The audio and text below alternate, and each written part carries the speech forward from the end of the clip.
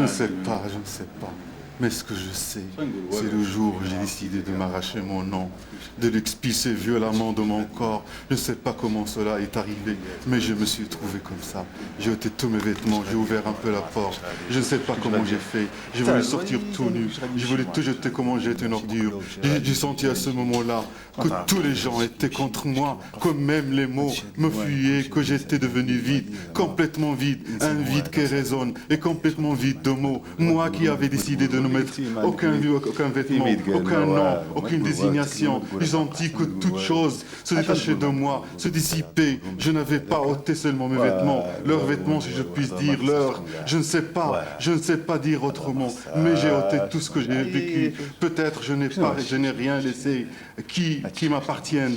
Tout leur appartient, même mes ordures. J'ai ouvert encore un peu la porte. J'ai vu le premier mur devant la porte. Même ce mur m'est apparu nu, rasé, chauve. J'ai reculé un peu pour écrire le premier mot. Le mot qui m'est venu après avoir pris une décision. Mais j'ai senti que ma tête était vide, d'un vide incroyable. Le papier est resté blanc, d'une blancheur presque bleue. J'ai senti que les mots sont comme les vêtements, lourds et sciants, que toute chose est lourde, d'une lourdeur insupportable, et qu'il n'y a que moi à être léger, très léger. Puis je me suis retrouvé en train d'ouvrir toutes les fenêtres, même le robinet d'eau, et d'allumer toutes les allumettes que j'avais. Plus tard, j'ai entendu frapper, une lettre glissée sur la porte, une voix suffocante disait « Facteur, je ne sais pas pourquoi mes doigts n'ont pas bougé afin de toucher la lettre, rester moitié à l'intérieur, moitié à l'extérieur sous la porte. Je ne pouvais rien toucher, comme si une paralysie totale me prenait. Je sentais seulement mes yeux qui bougeaient tout seuls, où il me semblait qu'ils bougeaient. Je ne savais pas. C'est terrible ce qui m'arrivait. Une faim incroyable m'avait prise, mais je ne pouvais toucher le pain qui était sur le coin de la table. Puis j'ai vu ce que le mur était vide d'un vide que je n'avais jamais vu, que je n'ai jamais senti avant. Et mes jambes allongées là avec des pieds lourds, des lourdeurs que je ne peux supporter. Je n'ai pas su ce qui s'est passé lorsque la nuit est venue. Je n'ai pas allumé la lumière.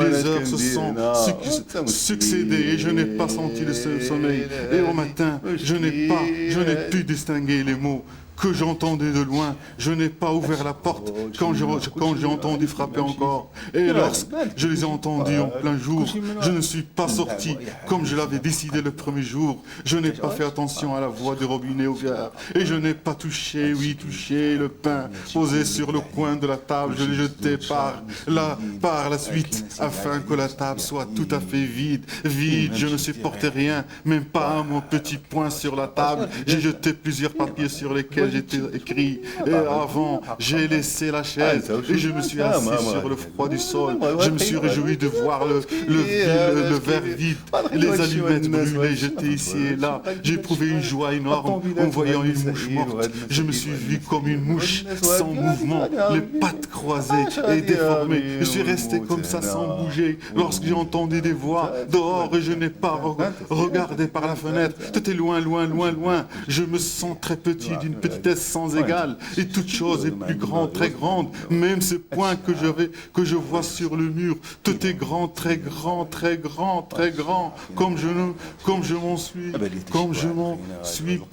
pas rendu compte auparavant. Je me sens très, très détaché de tout, solitaire, d'une solitude terrible. Même la faim s'est détachée de moi. Je la sens plus grande que moi, plus grande que cette pièce même. Je ne parviens pas à la distinguer. J'ai vu une lettre posée là, une lettre que je n'ai pas ouverte là depuis 3 jours. Je ne l'ai pas touchée, je ne l'ai pas touchée, je ne l'ai pas touchée. Je sens que ma tête est vide, complètement vide.